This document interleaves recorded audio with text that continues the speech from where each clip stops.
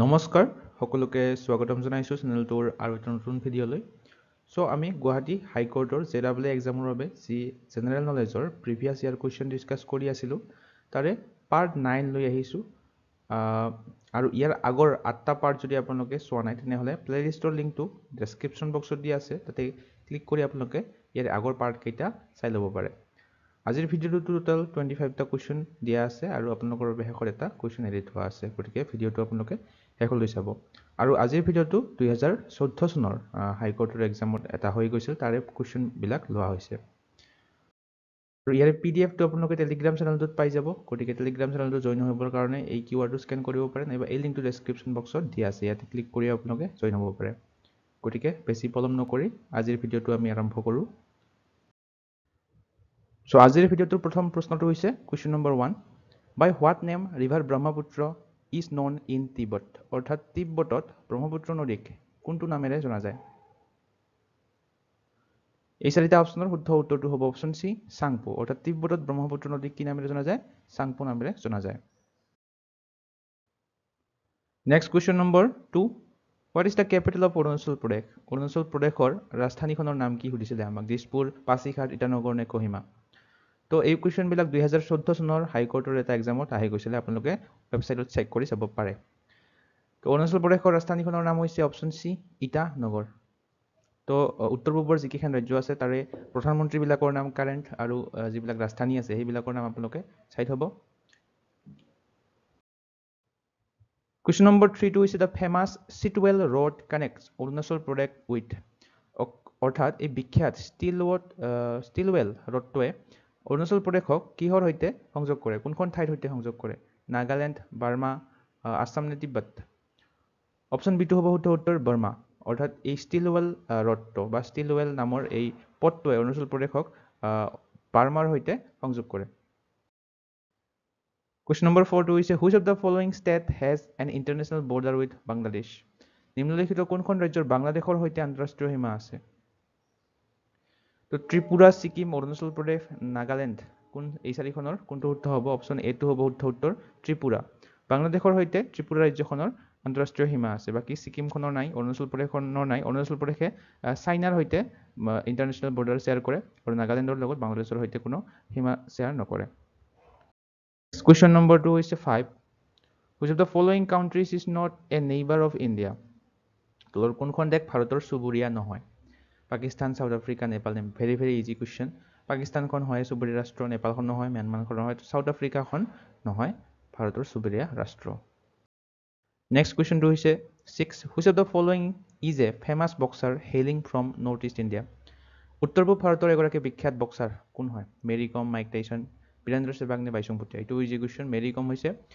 এগৰাকী বিখ্যাত বক্সাৰ উত্তৰ পূব ভাৰতৰ Next question number 7 হৈছে NEFA was earlier name of which of the following state নিম্নলিখিত কোনখন ৰাজ্যৰ পূৰ্বৰ নাম আছিল নেফা NEFA ইয়াৰে সম্পূৰ্ণ ৰূপটো মনত ৰাখিব north east frontier agency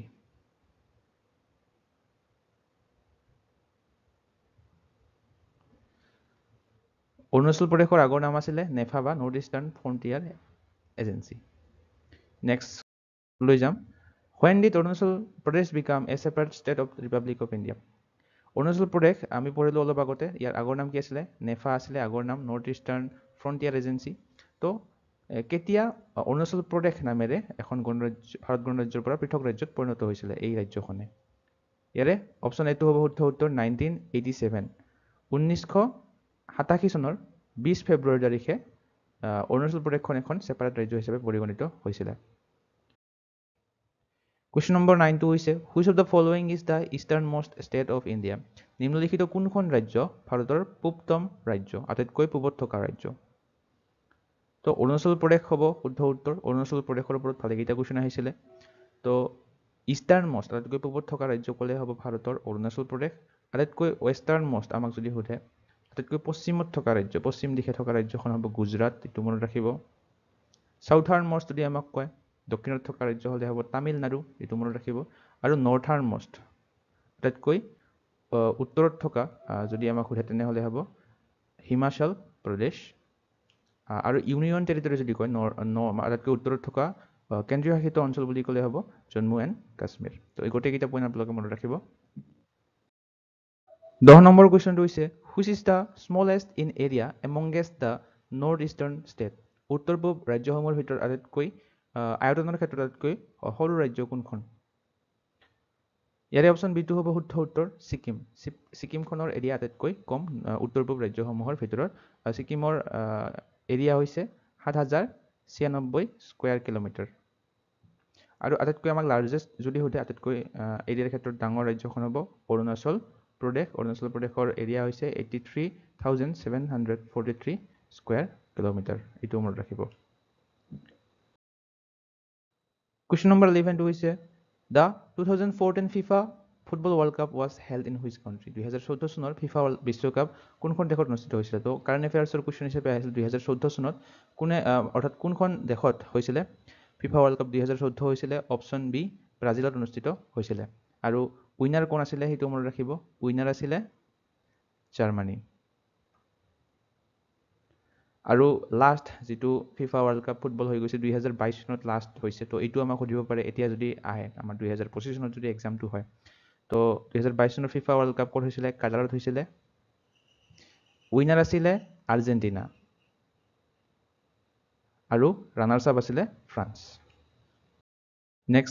next কুৱেশ্যনটো হৈছে 12 who is the chief minister of Arunachal Pradesh. তো অৰুণাচল প্ৰদেশৰ মুখ্যমন্ত্ৰীগৰাকীৰ নাম আহিছিলে। তেতিয়া বেলেগ আছিলে, বৰ্তমানৰ জনৰ নাম কৈছোঁ। বৰ্তমানৰ জনৰ নাম হৈছে অপশ্যন বি পেমা খাণ্ডু। অৰুণাচল প্ৰদেশৰ বৰ্তমান মুখ্যমন্ত্ৰীগৰাকীৰ নাম হৈছে পেমা খাণ্ডু। 13 নম্বৰ question which of the following state do not fall within the jurisdiction of the Guwahati high court. নিম্নলিখিত কোনখন ৰাজ্য গুৱাহাটী উচ্চ ন্যায়ালয়ৰ অধীনত নাহে? তো আমি জানো গুৱাহাটী হাইকোৰ্টখন 4খন ৰাজ্যৰ উচ্চ ন্যায়ালয় হয়। আসামখন হয়, অৰুণাচল প্ৰদেশখন হয়, মিজোৰামখনো হয়, ত্ৰিপুৰাখন নহয়। তো অপশ্যন চিটো হ'ব শুদ্ধ উত্তৰ। ত্ৰিপুৰা ৰাজ্যখন গুৱাহাটী উচ্চ ন্যায়ালয়ৰ অধীনত নাহে। 4খন আমি 3খন পঢ়িলোঁ, অসম, অৰুণাচল প্ৰদেশ, মিজোৰাম, এই 3খন আহে। আৰু এখন আহে, সেইখনৰ নাম হৈছে নাগালেণ্ড। নাগালেণ্ড, আসাম, অৰুণাচল প্ৰদেশ আৰু মিজোৰাম, এই 4খন হৈছে গুৱাহাটী হাইকোৰ্টৰ আণ্ডাৰত থকা ৰাজ্য। কুৱেশ্যন নম্বৰ 14 লৈ যাম। Which was the first Mughal empire of India. ভাৰতৰ প্ৰথমগৰাকী মোগল সম্ৰাট কোন আছিলে? Easy question. অপশ্যন চিটো হ'ব শুদ্ধ উত্তৰ বাবৰ। বাবৰ আছিলে first Mughal empire of India. আৰু বাবৰে কেতিয়া সিংহাসন গ্ৰহণ কৰিছিলে? 1526 চনত, যেতিয়া প্ৰথমটো পানিপথৰ যুদ্ধ হৈছিল, ফাৰ্ষ্ট বেটল অফ পানিপথ।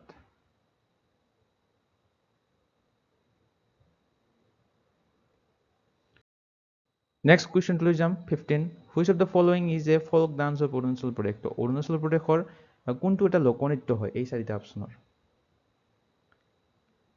তো ইয়াৰে অপশ্যন ডিটো হ'ব শুদ্ধ উত্তৰ অল অফ দ্য এবভ। অৰ্থাৎ এই 3টা আজি, লামু, পপিৰ, ৰেখামপাদা, এই 3টা হৈছে অৰুণাচল প্ৰদেশৰ এটা লোকনৃত্য। 16 নম্বৰ কুৱেশ্যনটো হৈছে which is the youngest state of India. ভাৰতৰ আটাইতকৈ কম বয়সীয়া ৰাজ্য কোনখন? অৰ্থাৎ লাষ্ট ষ্টেট হিচাপে কোনখন ফৰ্ম হৈছে, কোনখন ৰাজ্য? অপশ্যন চিটো হ'ব শুদ্ধ উত্তৰ তেলেংগানা। তেলেংগানা ৰাজ্যখন 2014 চনত ফৰ্ম হৈছিলে। 17 নম্বৰ কুৱেশ্যনটো হৈছে identify the principal language of Nagaland. নাগালেণ্ডৰ মুখ্য ভাষা কোনটো? খাচী, এছামিজ, নাগামিজ নে ইংলিছ? নাগালেণ্ডৰ মুখ্য ভাষাটো হৈছে অপশ্যন চি নাগামিজ। 18 নম্বৰ কুৱেশ্যনটো হৈছে টাৱাং is located which of the following state. তো টাৱাং কোনখন ৰাজ্যত অৱস্থিত? টাৱাং চহৰখন অপশ্যন এটো হ'ব শুদ্ধ উত্তৰ অৰুণাচল প্ৰদেশত অৱস্থিত। নেক্সট কুৱেশ্যনটো হৈছে 19 India's oldest oil refinery is located in. ভাৰতৰ আটাইতকৈ পুৰণি তেল শোধনাগাৰ ক'ত অৱস্থিত? শুদ্ধ উত্তৰটো হ'ব অপশ্যন এ ডিগবৈ। ভাৰতৰ আটাইতকৈ পুৰণি তেল শোধনাগাৰটোৰ নাম হৈছে ডিগবৈ তেল শোধনাগাৰ আৰু এইটো ডিগবৈত অৱস্থিত। কিমান চনত এষ্টাব্লিছ হৈছিলে সেইটো মনত ৰাখিব। 1901 চনত ডিগবৈ তেল শোধনাগাৰটো এষ্টাব্লিছ হৈছিলে। আৰু এইটো ভাৰতৰ আটাইতকৈ পুৰণি তেল শোধনাগাৰ নহয়, এছিয়াৰ ভিতৰতো আটাইতকৈ পুৰণি তেল শোধনাগাৰ। তো এইটো ইম্পৰ্টেণ্ট কুৱেশ্যন হয়, আপোনালোকে মনত ৰাখিব। কুৱেশ্যন নম্বৰ 22 হ'ব where is the educational institution called NERIST অৰ্থাৎ north eastern regional institute of science and technology situated. তো এইখন ক'ত অৱস্থিত? অপশ্যন চিটো হ'ব শুদ্ধ উত্তৰ নিৰ্জুলিত অৱস্থিত। NERIST খন ইটানগৰৰ নিৰ্জুলিত অৱস্থিত। Question number 21. Bangkok is the capital of which country? Bangkok কোনখন দেশৰ ৰাজধানী? অপশ্যন বি টো হ'ব শুদ্ধ উত্তৰ থাইলেণ্ড। বেংকক হৈছে থাইলেণ্ড দেশখনৰ ৰাজধানী। ম্যানমাৰৰ ৰাজধানীখনৰ নাম আপোনালোকে মনত ৰাখিব নেপি দাও। চাইনাৰ ৰাজধানীখনৰ নাম মনত ৰাখিব বেইজিং, জানে সকলোৱে। আৰু মালয়েছিয়াৰ ৰাজধানী হৈছে কুৱালা লামপুৰ।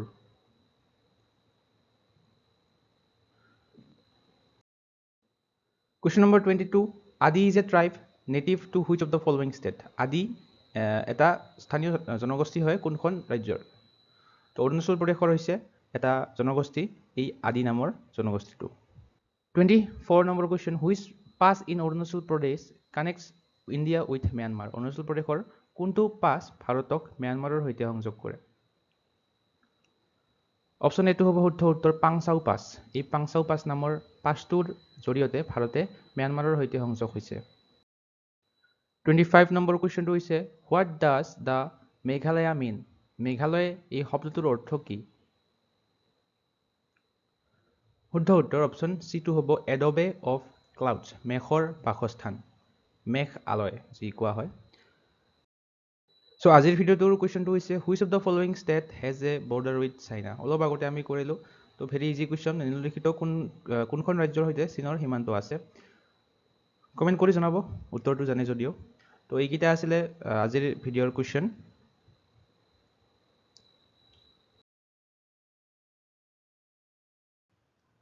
ইয়াৰ লগতে আপোনালোকক জনাওঁ যে লাষ্ট 9 মান্থছ কাৰেণ্ট এফেয়াৰ্ছৰ কণ্টেণ্টখিনি আপোনালোকে যদি ল'ব বিচাৰে, যিবিলাক আমি ইউটিউবত ভিডিঅ' হিচাপে আপলোড কৰিছিলোঁ, জানুৱাৰীৰ পৰা ছেপ্টেম্বৰ মাহলৈ প্ৰতিখন মাহৰে আপোনালোকে কাৰেণ্ট এফেয়াৰ্ছ এক্সট্ৰাকৈ পাব। লগতে এইবিলাক টপিকো আপোনালোকে পাব। 38 নেশ্যনেল গেমছ, আছাম বাজেট, প্ৰত্যেকটো এই কণ্টেণ্টত থকা প্ৰত্যেকটো টপিকে আপোনালোকে পাব।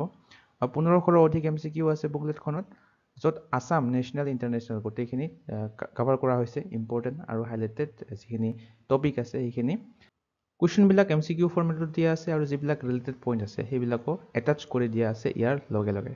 গতিকে আপোনালোকে যদি এই বুকলেটখন পাৰ্চেছ কৰিব বিচাৰে তেনেহ'লে এই তলত দিয়া হোৱাটছআপ নম্বৰত আপোনালোকে হোৱাটছআপ কৰি পাৰ্চেছ কৰিব পাৰে। বৰ্তমান প্ৰাইচ হৈছে 75 ৰুপিজ। তো আপোনালোকে যদি পাৰ্চেছ কৰিব বিচাৰে এই হোৱাটছআপ নম্বৰত হোৱাটছআপ কৰি পাৰ্চেছ কৰিব পাৰে। সো আজিৰ ভিডিঅ'টো চাই আপোনালোকে কেনে পালে এবাৰ কমেণ্ট ছেকশ্যনত জনাব। চাই যদি ভাল পায় তেনেহ'লে লাইক এটা কৰি দিব, লগতে নিজৰ বন্ধু বান্ধৱীক শ্বেয়াৰ কৰি দিব ভিডিঅ'টো। লগতে এছেঞ্চিয়েল ষ্টাডি জন চেনেলটো ছাবস্ক্ৰাইব কৰি ল'ব এনেধৰণৰ কণ্টেণ্ট আগলৈ পাই থাকিবৰ বাবে। আজিলৈ মানে ধন্যবাদ।